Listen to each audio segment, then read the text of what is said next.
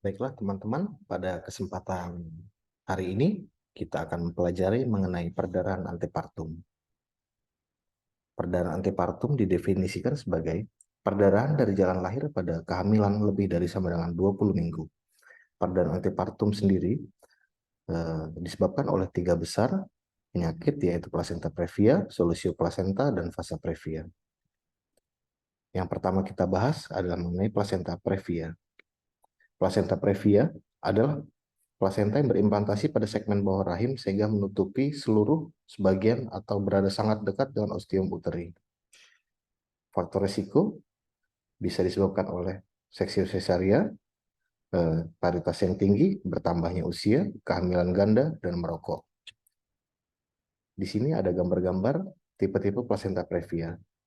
Ada total, parsial, marginal, dan letak rendah. Untuk klasifikasi, untuk tipe 1 ada tipe plasenta yang melewati batas segmen bawah rahim dan berimplantasi kurang dari 5 cm dari ostium uteri internum. Tipe 2, tapi plasenta mencapai ostium uteri internum tapi tidak menutupinya atau biasa disebut dengan marginal. Untuk tipe 3, plasenta menutupi ostium uteri internum secara asimetris atau plasenta previa parsial. Untuk tipe 4, plasenta berada di tengah dan menutupi ostium uteri internum atau biasa kita sebut dengan plasenta previa total. Untuk yang tipe 1 dan tipe 2, itu biasa kita sebut sebagai plasenta previa minor. Sedangkan untuk tipe 3 dan 4 disebut plasenta previa mayor. Tanda dan gejala. Perdarahan tanpa rasa sakit dan biasanya darah berwarna merah segar. Kemudian perdarahan pertama biasanya tidak banyak, tetapi pada perdarahan berikutnya atau pada recurrent bleeding biasanya lebih banyak. Untuk diagnosis pada plasenta previa kita tegakkan melalui pertama anamnesa, didapatkan perdarahan pada kehamilan setelah 28 minggu atau pada kehamilan lanjut. Perdarahan tanpa nyeri dan berulang. Pada inspeksi kita dapatkan perdarahan keluar dari pervaginam, kemudian tampak ibu anemis.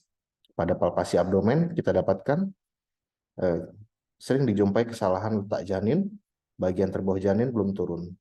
Pada pemeriksaan USG kita bisa melakukan evaluasi letak posisi plasenta, posisi presentasi, umur, dan tanda-tanda kehidupan janin.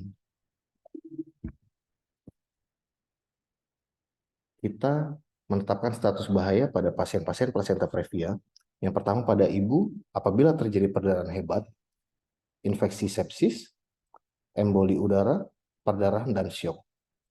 Pada anak, bisa menyebabkan hipoksia sampai kematian. Yang kedua, kita membahas mengenai solusio plasenta. Solusio plasenta didefinisikan sebagai lepasnya sebagian atau seluruh plasenta yang terimplantasi normal di atas 22 minggu atau sebelum persalinan. Nama lain dari plasenta previa ada yang menyebut sebagai approsio placenta, ablasio placenta, accidental hemorrhage, premature separation of the normally implant placenta. Untuk klasifikasi, kita bagi menjadi klinis ringan, sedang, dan berat. Kalau dari jenis perdarahan, ada refilled hemorrhage atau perdarahan yang terlihat, dan concealed hemorrhage atau perdarahan yang tidak tampak atau sembunyi. Berdasarkan klinis, solusio plasenta ringan, solusio plasenta sedang, dan solusio plasenta berat. Berdasarkan jenis perdarahan, ini tadi ada perdarahan eksternal dan tersembunyi atau internal. Kalau untuk perdarahan eksternal, itu yang biasa kita dapatkan perdarahan keluar dan bisa kita lihat dengan kasat mata, tapi untuk perdarahan yang tersembunyi, itu tidak didapatkan perdarahan pada pemeriksaan fisik, akan tetapi bisa kita nilai melalui pemeriksaan ultrasonografi. Untuk diagnosis, pertama kita lakukan anamnesis, perdarahan berwarna merah tua, kecoklatan, hitam, kemudian palpasi abdomen nyeri dan tegang, anemis dan tanda-tanda syok, kemudian pemeriksaan, janin sulit teraba, fetal distress, DJJ melemah, USG hematom retroplasenta. Kita lakukan penata laksanaan untuk memperbaiki KU dan KP. Apabila janin hidup, kita lakukan terminasi seksio sesarian segera. Apabila janin meninggal, kita lakukan terminasi dengan pervaginan. Untuk tata laksana, umum, transfusi darah, oksigenasi, antibiotik pada shock berat, kortikosteroid dosis tinggi, tata laksana khusus untuk mengatasi hipofibrinogenemia, substitusi human fibrinogen, kemudian kita hentikan fibrinolisis dengan trasilol 4, bila perlu berikan 100.000 unit dalam infus. Secara obstetri, pimpin persalinan dengan cepat untuk mempercepat persalinan dalam waktu 6 jam. Tujuan ini dapat dicapai dengan pemecahan ketuban, pemberian oksitosin, seksio sesarian, dan histerektomi. Kemudian solusio plasenta sendiri, ini ada beberapa kelas. Dari kelas yang pertama kurang dari 34 minggu, kita berikan tokolitik, kortikosteroid. Apabila lebih dari 34 minggu, kita lakukan IVD. Jika fetal distress, kita lakukan emergency seksio sesarian. Untuk klasifikasi 2 dan 3, kita lakukan emergency seksio sesarian segera. Kemudian untuk solusio plasenta dan plasenta previa, itu ada beberapa perbedaan. Yang pertama pada perdarahannya, untuk solusio plasenta itu berwarna merah tua sampai dengan coklat hitam, kemudian terus-menerus disertai nyeri.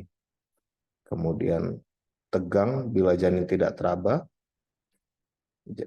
nyeri tekan lebih sering, tidak sesuai dengan jumlah darah yang keluar, 40% fetus sudah meninggal, tidak disertai kelainan letak, kemudian ketuban menonjol walaupun tidak ada his.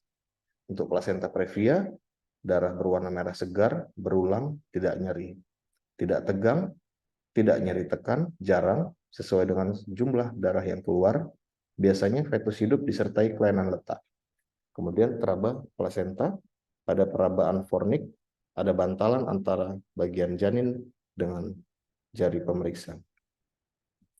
Kemudian yang terakhir kita membahas mengenai fase previa. Untuk fase previa adalah keadaan di mana pembuluh darah janin berada di dalam selaput ketuban dan melewati ostium uteri internum, kemudian sampai ke dalam insersinya di tali pusat. Perdarahan terjadi bila selaput ketuban yang melewati pembukaan serviks robek atau pecah dan vaskular janin itu pun ikut terputus.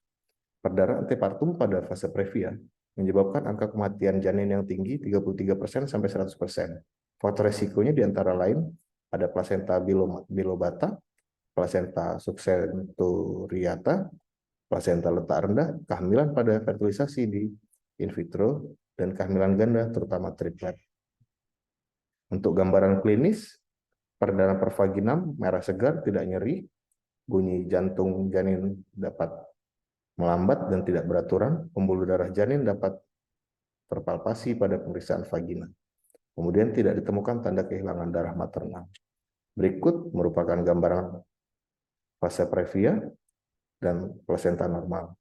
Di sini pada fase previa tampak pembuluh darah janin berada atau terimplementasi pada bagian plasenta. Untuk diagnosis jarang terdiagnosa sebelum persalinan, namun dapat diduga bila USG antenatal dan color Doppler memperlihatkan adanya pembuluh darah pada selaput ketuban di depan ostium uteri internum. Kita bisa melakukan tes APT, uji pelarutan basa hemoglobin, kemudian tes Kleihauer, sangat sensitif terhadap jumlah kecil darah janin, slide darah diperiksa setelah diinkubasi pada suatu pH asam. Kita lakukan juga hapusan darah, dapat menunjukkan sel-sel darah merah janin, dan ektroporesis hemoglobin. Untuk penata laksanaan tergantung pada status janin. Apabila terjadi keraguan tentang maturitas janin, tentukan dulu usia kehamilan, ukuran janin, maturitas paru, pemantauan kesejahteraan janin, USG, dan kardiotokografi. Bila janin hidup dan cukup matur, dapat dilakukan seksi sesarian segera.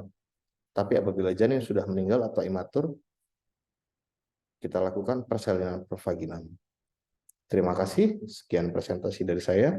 Assalamualaikum warahmatullahi wabarakatuh.